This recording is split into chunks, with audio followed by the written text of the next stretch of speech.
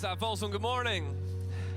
I'm experiencing today, if you cannot tell by my voice, what parents told me long ago that I would experience when I became a parent. I woke up last weekend and my son was barking like a seal in his crib. So I went in there and he had croup. We tended to him for several days and loved on him and got him better. And then all of a sudden, I couldn't talk anymore. And I experienced for the first time in his 14-month life, him getting me sick. Parents, have you ever gotten sick because your kid got you sick? Because they were an ambassador of the kingdom of darkness. I love him more than anything. It's so good to be with you today. If we haven't met, my name is Brannon, Shortt.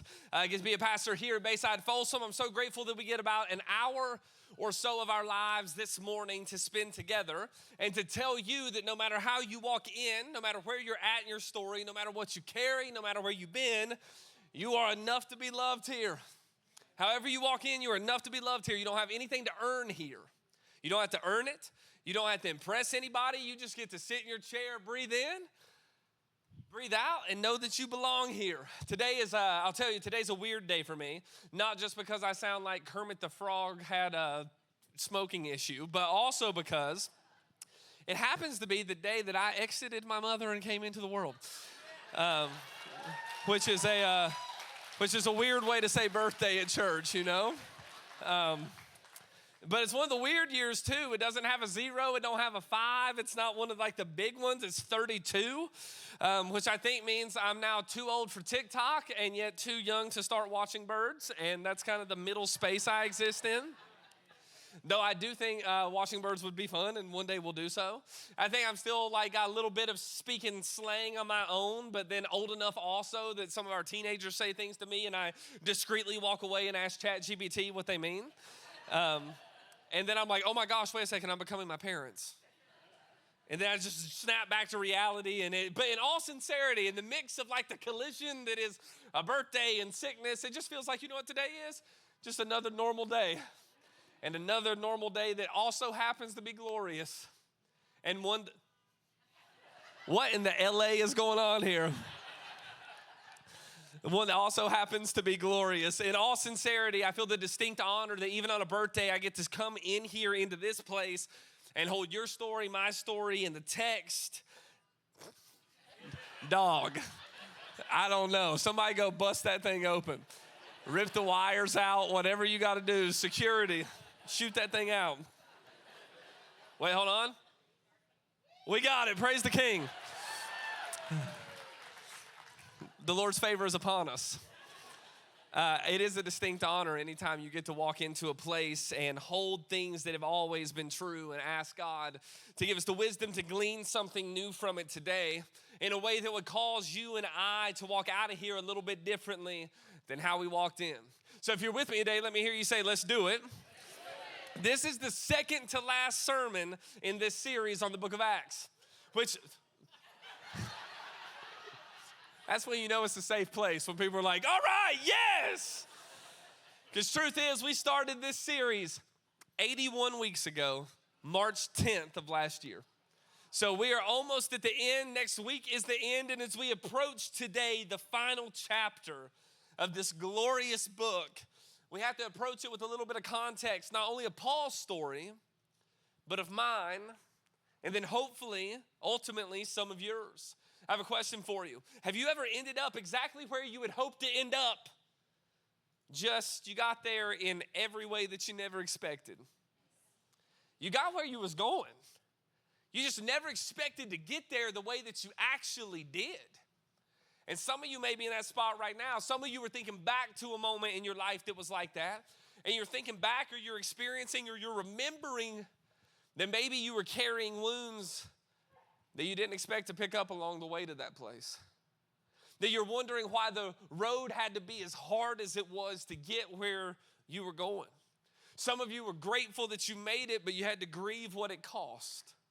Then in one hand, you were holding joy, and in a very real way, on the other hand, carrying exhaustion.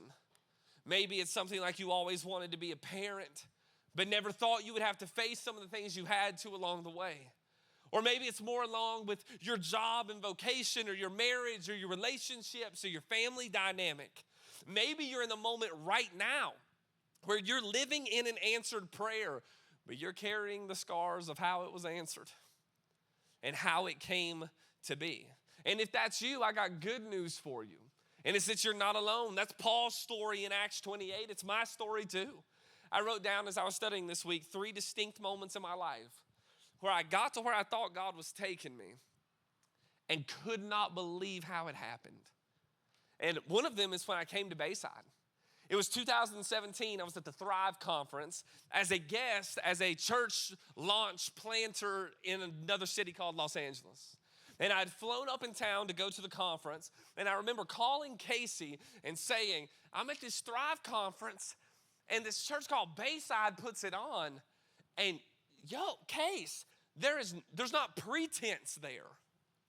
People feel really approachable there. Leadership feels approachable.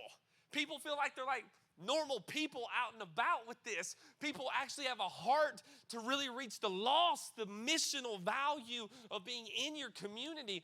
There's something about the way that place's heart beats that beats like mine does. 2017. And I remember praying by the river in Old Town Sac while I was up for the conference and saying, God, if you ever open the door there, I'd be really interested in talking about it. And then some years pass.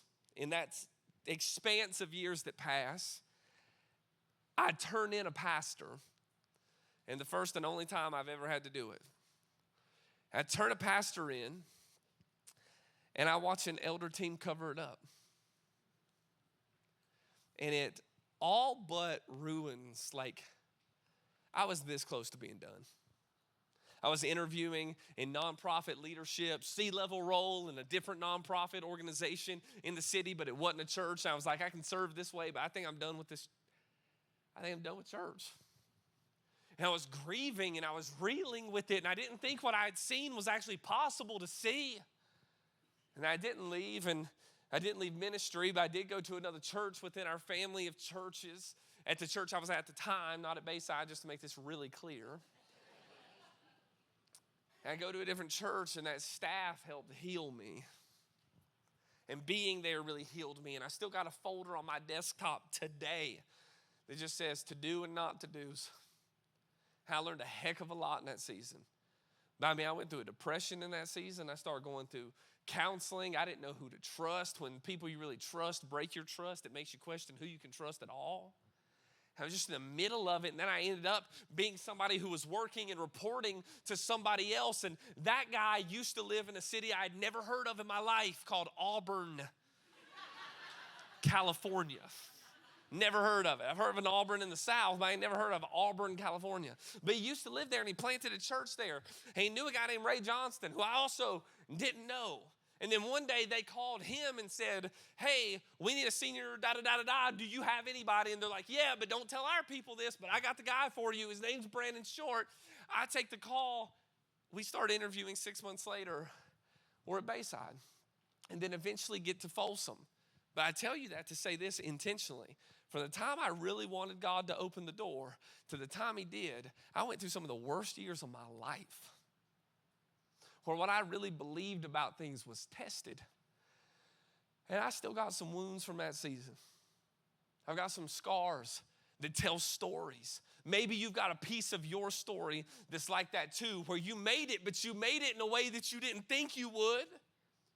But one thing I know for sure is wherever you're at today, whether you were there then as well, but I'm talking about today, in your seat right now, wherever you're at, you are here on purpose. Some of you came in here today and you weren't even planning on going to church. And God has something for you, but generally speaking, also in the season that you're in, God is using it and plans to do so.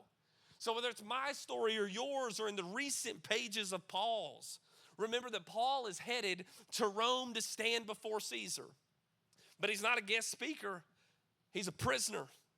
And then he warns a group of men, wait, listen, we shouldn't sail through this storm. And they do, and they end up in a storm they could have never expected.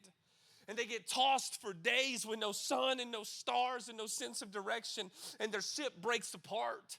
And they ride their own wreckage into shore or swim there if they can. And now they find themselves right slap dab in the middle of the shore of disappointment, where nothing went the way they expected. It's like Survivor edition, Apostle edition of Survivor. Except there's no $1 million prizes. There's just Snakebites, strangers, and grace. You ready for it? Let's get it. Here we go. Acts 28 verse 1 says it like this. Once safely on shore, we found out that the island was called Malta. And the islanders showed us unusual kindness. You should underline, circle, and highlight that. Maybe get it tattooed across your neck.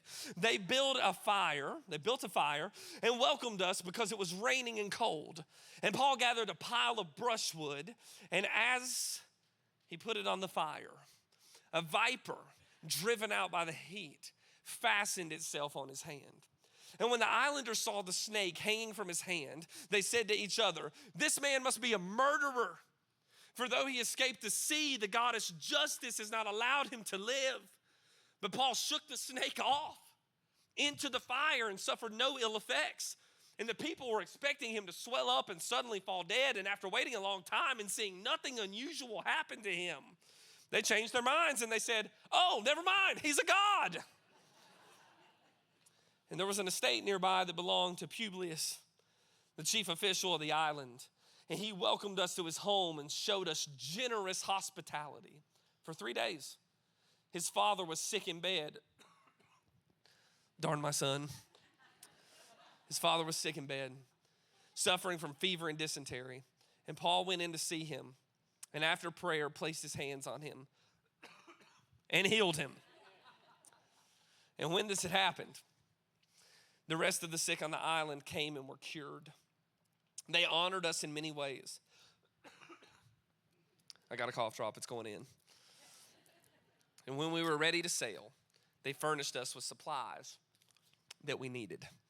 The final verse, if you look down at your Bible, says, "And there was a volleyball there named Wilson."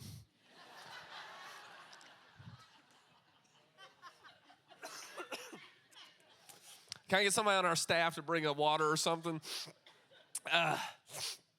If you've not cried over a volleyball, then you've not really lived. And if I'm 32 and that does make me old and you don't know what I'm talking about, then I'm just living into my new age. Here we go. Point number 1 is this, Bayside Folsom. Kindness makes good firewood. Kindness from Brandon Annis as he brings a water to the stage makes for good firewood. You may be saying, "Brandon, what type of image are you painting with that?" That's kindness that makes good firewood. Well, look at the verse. It says, the islanders showed us unusual kindness. That they built a fire and welcomed us all because it was raining and cold. And they showed us, it says later at Publius' house, generous hospitality. Can we just be honest and human for a second? When you've been through the ringer, there is nothing on earth better than a bonfire. I'm telling you, in my life, real life, there is nothing better than listening to wood crack, embers jump, sitting around a fire with some people when my soul is weary. There's just nothing quite that good. And we have to notice the extracted ethic of these words. That before Paul speaks, before he teaches, before he preaches, before he does any proclamation of anything, warmth precedes words. Kindness precedes everything. It was one writer who penned the beautiful words, "Clearly, if you want to unlock the door of a frozen heart, you need a fire fueled by kindness on a cold, rainy night." If you want to unlock a frozen heart, the fire that's going to burn there has to be fueled by kindness. When I think of this sort of kindness that Luke would write down for all history and all time as unusual. There was over the top level kindness. When I think about that type of kindness, you know who I think about? My mom.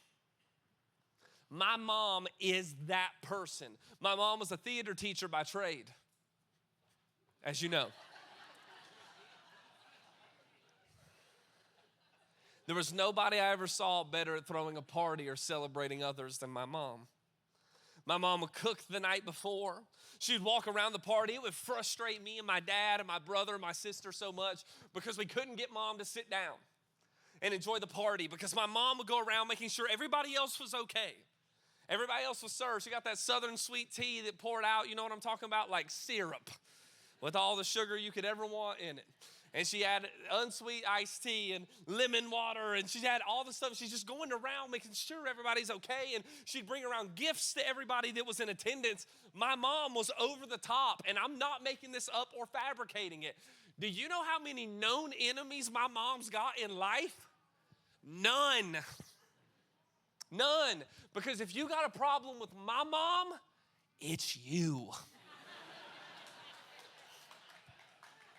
It's you. I had more enemies by the time I was 6 than my mom has today, you know? Over the top in kindness. Remember that it was Peter who later in his life, after he chopped people's ears off in gardens with swords and sank when he tried to walk on water and overspoke and was too quick and impulsive, old Peter, mature Peter, learned some lessons and had some bruises. Peter said it like this: offer hospitality to one another without grumbling. Old Peter's not like convince people and beat people up with Bibles. He's like, there shouldn't be anybody walking around town with Bible-shaped bruises. He said, we're going to live faithfully, we're going to proclaim the gospel, but just offer hospitality to one another without grumbling. And the grumbling point really matters because, hear me, if our hospitality is laden with grumbling, then it's not hospitality. It's some religious, I do this, you owe me duty. It's not hospitality. And let's be real. Let's go both real and in an evangelistic type of sense. And just like your real everyday life, if you extracted and took Jesus away from all of it, which I'm not imploring you do. I'm just saying some of you in this room don't believe. You're seeking things. You're checking things out. If you took Jesus away from the narrative, being an unusually kind person will make your life better. Simple as that. It'll only make your life and my life better of being hospitable.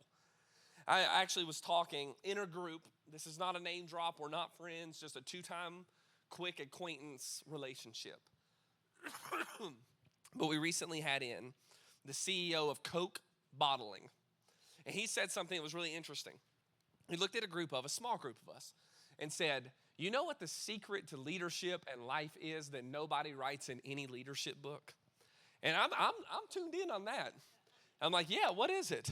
And he looks at us and goes, well, if you're not likable, it doesn't matter. And we just paused. He goes, no, if you've got all the hard skills in the world and everybody hates being around you, then it doesn't matter. Likability is the strength that all companies look for, relationships. That doesn't mean we don't have hard moments. That doesn't mean we don't have to have buck stop here, line in the sand moments. It just means that some people, maybe even in this room, perhaps, even though I don't feel this at Bayside Folsom, but for some of you in this room, you may be wondering why you keep hitting the same ceiling, and it might be because people don't like you. And maybe that gives us the opportunity to lean in more with this unusual kindness and unusual, gracious, generous hospitality birthed by the Spirit of God in us. And that's just on a real everyday level. And I think evangelistically, Charles Spurgeon, who they called the Prince of Preachers, had these words to say about kindness. He said, kindness is the first sermon a non-believer understands. Before they understand the gospel according to Matthew, Mark, Luke, and John, it will matter if they believe a gospel according to you. And before they believe a gospel according to you or me, a lot of it's going to hinge on the fact of whether or not they think we're nice, whether or not we're kind. Imagine if our church, and I actually believe this about our church, I think it's already true, but there's always more work and deeper water to go to still. So imagine if our church was known for that, not just expected kindness, but unreasonable and unusual kindness and hospitality. That we were a group of people that said bonfires before theological debates. That it's not that what we believe doesn't matter, it's just that we're bonfire first type people, especially when people show up at the shore of disappointment. That we were bonfire before theologizing everything, that we were welcoming before doctrinal discussion, because that's what Malta gives Paul and what we're called to give the world. Kindness, point number 1, makes good firewood. Second point is this: serving might get you bit. And by might, I mean will. It says Paul gathered a pile of brushwood. Bayside Folsom, we can read over that really quickly and miss what's happening. There are 276 people that were on the boat with Paul. Some of them were hired to be people about manual labor jobs. Some of them even built fires for cooking and other things on the ship. There are better people at this job, suited for this job, than Paul is. And Paul could have easily said, yeah, I'm in chains, but I know at least 5 languages. And I'm elitely level trained, and I'm a Roman citizen. So I'm going to be here, but somebody else is going to go pick up the wood and build the fire. That's not my job. That's somebody else's. And hear me this morning. It matters not what you and I believe if what you and I believe is never embodied. If it is merely cerebral assent to a knowledge bank of theological test passing, and it never becomes so deeply embodied that it changes the way we live, then we've missed everything. The Spirit of God lives in us and is changing us, and we are part of the process of sanctification and becoming more like Christ. We are those who ought to be the ones who are willing to serve.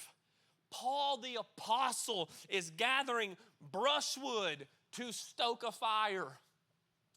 Imagine this, that Mark would write down for all of time these words, that the Son of Man, the one from the Ancient of Days, who nothing was made without him, where everything that was made for him and through him, Colossians, even that Son of Man did not come to be served, but to serve and give his life for a ransom, as a ransom for many. It was then the great Martin Luther King Jr. who took this statement about Jesus and derived from it these words: everyone can be great. Everybody can be great because anybody can serve. You don't have to have a college degree to serve. You don't have to make your subject and verb agree to serve. You only need a heart full of grace and a soul generated by love. But Brannon, your point was we might get bit if we serve. Right. And you will from time to time. Because I promise you, if you serve others long enough, people are going to take advantage of your kindness. If you're monetarily involved in service, especially if it's one-on-one with somebody, I promise if you do that long enough, people are going to take advantage of your money. I promise if you serve long enough and you give 100% of you, you are going to get silence in return at times. Some of you, some of us are going to be misunderstood, misquoted. Not that that's ever happened to me. Misunderstood or misquoted or misjudged. Some of you are going to show up early and there's going to be moments where no one notices. Some of you are going to carry somebody else's burden and they're going to forget to thank you. Some of you are going to get blamed when things go wrong and you're going to be forgotten when things go right. Some of you are going to open up your heart and sometimes people are going to walk away with a piece of it. So Brannon, what are you saying? That you're going to get bit serving. That every now and then we're going to be Paul, who's gathering brushwood to serve others and make a fire that warms other people. And a viper is going to come out of it and bite him. If he doesn't serve them, he never gets bit. If he doesn't serve them, nothing ever happens to him that has adverse or negative effects. So if you looked at me and said, Brannon, then how can I serve safely? You can't. But Brannon, you always ask us to serve, and I'm going to keep doing it. And we're going to do it together. And by God's grace for the kingdom, we're going to go for it in every way we can go for it. But if you're saying, how do I know I won't get bit? I promise you, you will. I promise you, you will. Now, I'm not advocating for no wisdom. I'm never advocating for no boundaries. You never put yourself in harm's way over and over again because you're a glutton for punishment. We don't go back to that place and allow abuses to happen again over and over just for the sake of abuse. We don't live boundaryless lives, and we don't ascribe to doormat theology. But I will also say this, that everything going right, everything playing safe, and everything going as we expected is not the reason we serve. We serve not because it gets applause. We don't serve because it makes us look like heroes in our community. We don't serve under the pretense that everything will go well. We serve because the love of Christ compels us to. That we remember that it was by his service, Jesus, that brought us near to begin with. So we serve out of overflow, not hoping that we get something. It's not wrong of us to pray for results and pray for God to bless it and pray for him to move. But we serve because the overflow of love compels us to. Not because we're never going to get bit. Sometimes service is going to get you bit. Point number 3 is this. That fear fuels false narratives. Fear fuels false narratives. They jump to an immediate conclusion when the snake bites Paul. They say, this man must be a murderer. And then they changed their minds and said, no, he must be a god. And I get it.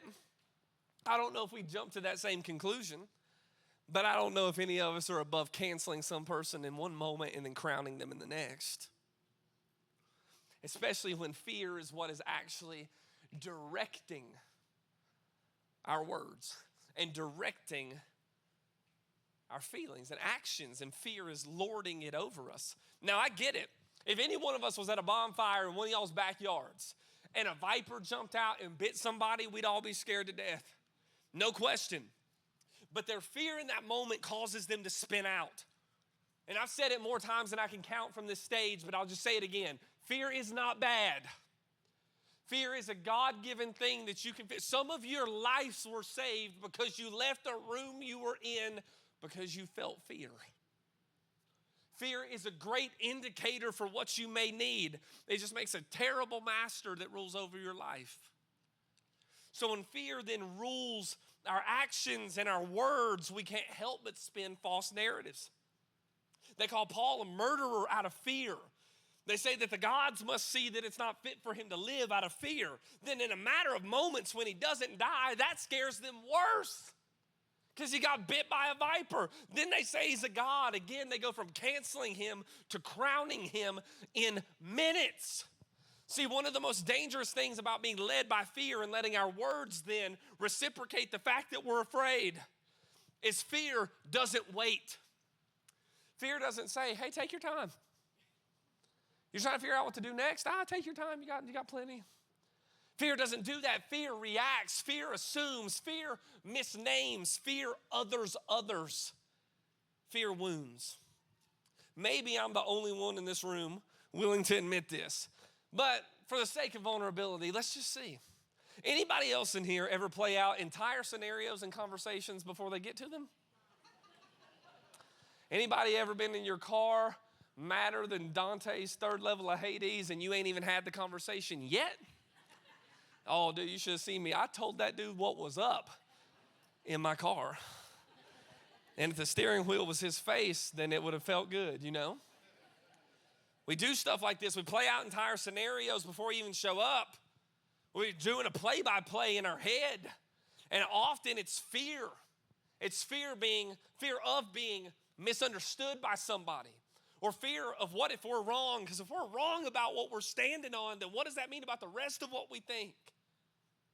Or maybe it's fear of being right, or fear of our position being on the line, or fear of our friendships going sideways. But when fear is our guide, part of the problem we will see in our life is that we will also participate in falsely perpetuating narratives, especially about others. It will cause us to label others unfairly, on half-truths, you name it. That's why gossip is so dangerous. And I've seen it in my own life. Because when you're gossiping with somebody you think you can trust, the narrative tends to become more false with each passing round. It gets a little worse than it really is every time. And even when we started a conversation off something that maybe have really happened, the more that our fear allows our words and everything gets in the way and it's a collision of us, it gets worse. And a few layers down, I'm almost always willing to bet that someone's afraid of something. Fear's leading it somehow. Fear of something or fear of someone. So I'm going to give you 7 things that is the best of my research and from the failures of my real life when I am fearful and it is causing me to perpetuate unhealth. Number 1 up on the screen is this: breathe before you speak. breathe before you speak. Harvard Health, Dr. Andrew Huberman. Deep breath when we're angry and fearful slows our nervous system down and calms our bodies. Second, step away if you need to. Me and Casey were in an argument recently, and I'm thinking about DBT therapy and James 1:19. The hitting pause is wisdom, not weakness. Me and Casey were in an argument recently, and I said, Case, I love you. We're going to be okay. And I'm already sorry, but I got to have 10 minutes. The walking away allows us to come back in certain moments more calm. Number 3, you have to be able to name what you're feeling. I love how Dr. Dan Siegel says it in The Whole Brain Child. You have to be able to name it, to tame it. That labeling our emotions reduces reactivity. I'm going to show the elementary remedial understanding of my emotions as a young man. From about 21 years old to 26, I kept a chart in my office on my desk called The Feeling Foxes. And it had 20 foxes on it with different feeling words. So when people asked me how I was doing, I'd be like, Fox 11, scared. But that's because men, can we talk for a second? A lot of times, specifically out of the social conditioning of being a male in 2025 in America, people will ask us how we're feeling, and we actually can't say it. And it's not because it's like, oh no, I can't get that vulnerable. It's actually that we can't label our emotions. That often we'll give answers. Somebody asked me, let's say it was a couple years ago, hey Brannon, how are you doing? And I remember looking at the person and being like, well, this person said this to me. And they did that, so what I'm gonna do is this, and this is how we're gonna get to the end of it. And he goes, okay, again, I'll ask, how are you feeling? And I'm like, well, I'm telling you, we're gonna get there for sure. And he's like, none of these are feelings. Like you literally, are you able to do it? Can you label where you're actually at? Because you have to be able to name it to tame it. The fourth one is this. What story am I telling myself? Often fear-fueling false narratives begins in the narrative we're telling ourselves. That we're actually spinning falsehoods to us first. Dr. Brene Brown in Rising Strong talks about it helps that telling us, ask ourselves, what's the narrative I'm saying to me? It helps stop fear-based assumptions and helps us re-engage our empathy. So let's make sure before we go anywhere that the story we're telling ourselves is true. 5, ground yourself physically. You're gonna be like, Brannon, what are you talking about? I'm saying, put something in your literal hand. Feel something that's physical. Take your shoes off. It's 100 degrees, so don't walk on the sidewalk with your shoes off. But walk in the grass and feel blades of grass going between your toes. Let it ground you to the earth. Feel your body. Don't lose sense of you. Number 6, pray an honest one-line sentence. Henry Nouwen, Willard, the psalmist talk about this. Invite God into the moment. You don't need all the right words. Just invite him. He's already there. Or invite yourself to remember that he's with you. And then finally, 7, I hate this one more than sin. Check your tone. This is Casey and I's most frequent argument. Brannon, you didn't say anything that was wrong. You just said it so terribly toned. You just missed what you said was right, and I just hate to tell all of us, and what I mean by all of us is me. Saying the right thing the wrong way is the wrong thing. If it's not the right way, then it'll never land, and then what's the point in even saying it? And this is a chronic battle in my story. That I would be more willing to say stuff directly, clearly, straight shot. And you know what? In every medium of speech and relationship, that ain't always a good thing. So we hold the psalmist and then Marshall Rosenberg's nonviolent communication. Any of those that work for you, do them. For God's sake, do them. And I'm going to do the same because we can't have fear changing our words that's making us fuel false narratives to ourselves and others. All right, number 4, grace radiates in real life. The passage says, this man must be a murderer. They see the snake latch on, it says this man must be a murderer. And here's the craziest thing I've ever done in studying this passage. I don't know how many times I've read this. I can't even count how many times I've read this, and I've never thought about this in my entire life until I spoke this week with one of the theologians that I know personally, Rachel Annis. Truly. No, you know what most people don't know? I don't have time to say this, but we'll do it anyways. You know what most people don't know about Rachel Annis? Rachel Annis had an academic scholarship to NYU and didn't take it. Stayed here in town to go to Sac State as she got the scholarship for the first Latin female to go to college in her family line. First generation college student, takes this multicultural scholarship in that place, graduates with honors, is not only one of our student pastors here at Bayside Folsom, also is a substitute teacher within our school system while she gets a feet in both worlds. Shout out to Rachel Annis. Okay, here we go. The Bible said it was Jesus, John the Baptist, Rachel Annis, Paul, the rest of us. But she looked at me the other day, we were studying this passage as a group, and she goes, well, they're not wrong. And my mind exploded. She's like, Paul is a murderer. And I'm like, wait, let's follow that line. And she's like, yeah, you remember Acts 22:4 up on the screen. It was Paul who self-confessed, I persecuted the followers of this way to their death. Arresting both men and women and throwing them into prison. So Rachel's like, something deeper has to be in this moment in time. What's happening in Paul's real life with this viper and the fact that they actually intuit somehow. And I don't know how. Maybe it's a guess and they were completely just pulling it out of the air. Maybe it was ancient symbolism of the snake. I have no idea what it was. But somehow, in a way that we will not fully get, they're not wrong. He is a murderer. But then what they do in error is jump to assuming that their gods would enact justice and that justice would look like death because they believe death is what he deserved. And maybe that's a fair way to look at it through the lens and belief system of their God. It just doesn't work through the belief system of Paul's, which means it doesn't work in the belief system of us. Now, this is scandalous. That's why we sing songs talking about the scandal of grace. Because do I think that we should prosecute crimes? Yes. Do I think when we save girls from human trafficking that we prosecute traffickers? Of course. Should we seek justice? Yes. Judicial? Yes. Should we go after these things? Of course. But I am also saying that grace in God's story will often tell a different story than what our sense of justice is comfortable with. And I can't make myself comfortable with all the grace God shows. I'm not even comfortable with all the grace God shows me. We jump to the nth degree of murder in Paul. What if every time you lied, God made it known to everybody you lied to how often it happened?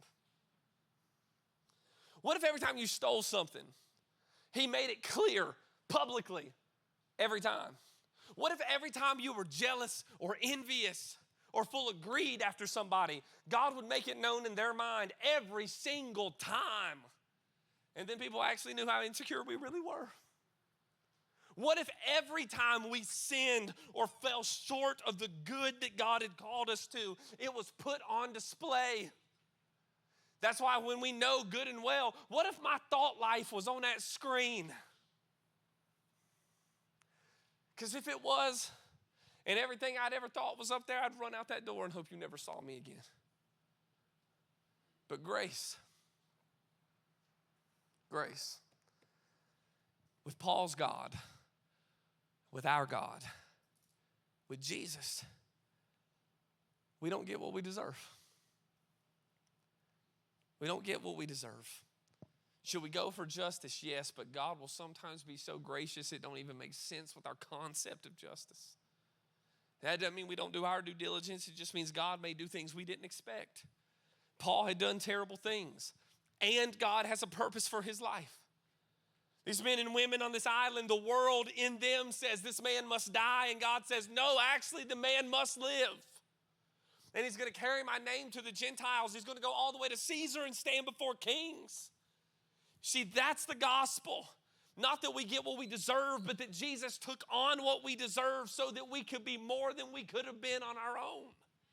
Justice can only expose what we did and who we were. That doesn't mean it doesn't matter. It just means justice exposes who we were and what we did. But it is grace alone that will reveal who we truly are and what we can become. Who we are and who God's called us to be and what he's making us into is only possible by grace. I feel so burdened about this. I have a family member who I was expressing the gospel to not too long ago. And I said, no, God took on the brokenness on the cross and died with all the brokenness hanging on him, and then rose from the dead so that the brokenness wouldn't win, and so that you would rise one day too, so that you would have right standing and relationship with God and be hidden in Christ Jesus and his perfection as you are unequivocally, never-endingly loved. And that grace was on you, the unmerited, fully given favor of God lavished on you just because you believe and trust. And she looked at me, I'll never forget it my entire life. She looked at me and she goes, that's silly. Of course we should get what we deserve. And I said, you've been in church your whole life. And you don't know the gospel. I was with the A's and the Phillies last Saturday. And a Phillies infielder comes up to me and says, can I come to chapel? I said, of course. He goes, no, I'm not a Christian. I said, even better. Me either. No, I'm kidding. I didn't say that. I said, of course you can come to chapel. Of course. I said, hey, can I just ask you, if you're not a Christian, what are you? You know, he looked at me and said, he said, no, I believe in Jesus. I just don't do the right things enough. And I said, actually, you got a far worse condition. He goes, it's worse? I said, oh, it's way worse. He goes, what is it? I said, you don't understand the gospel. It's not about not being a Christian. You don't know what Christianity is. You don't know that none of us got to the kingdom as children of God because we did enough to be good enough. This isn't some religion based on do enoughness. This is all grace through faith, the Bible says. That we are lavish with grace just on faith and trust. Now, I ain't never been good enough. That's why when people say, well, how are you doing spiritually? Bad? I don't know. Like, what's the answer? We're actually all reading our Bible enough? We're all praying enough? The goal's not enoughness other than the enoughness of God. And the enoughness of love and the enoughness of covering. I'm looking at that guy and saying, do not get it, bro. Like, God is a perfect parent. That you've been adopted in. That no matter what you do, there would never be anything that would make you unloved. Nothing that would make you not accepted. Nothing that wouldn't give you access. Nothing that wouldn't mean you were held and cherished. Like, nothing. It's grace. And Christians, it's either all grace or it's not at all grace. It's grace that brought us in. And it's going to be grace that takes us home. It's all grace. I remember sitting in a dorm one night with a kid on our baseball team in college. Gets drunk one night, takes his car out, drunk and high, completely blitzed, goes out, flips the car 5 times. Lives, gets to the dorm, sleeps the night. We take care of him in the morning. We're making sure he's okay, making sure that like there's no injuries. He's got water and food. And then we gospel dropped him. And he's like, no, bro, that doesn't even make sense. I deserve to be punished. I said, now listen, dog, your car's still on the side of the road. Police might be here any minute. You might get punished.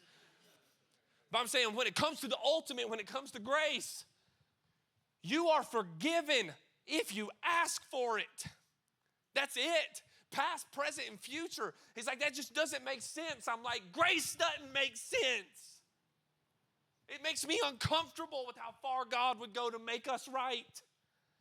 And I got to hear that kid preach that sermon 7 years later as he pastors a church in Chattanooga. He wasn't a believer the night that he almost died, but grace took a hold of that kid's life.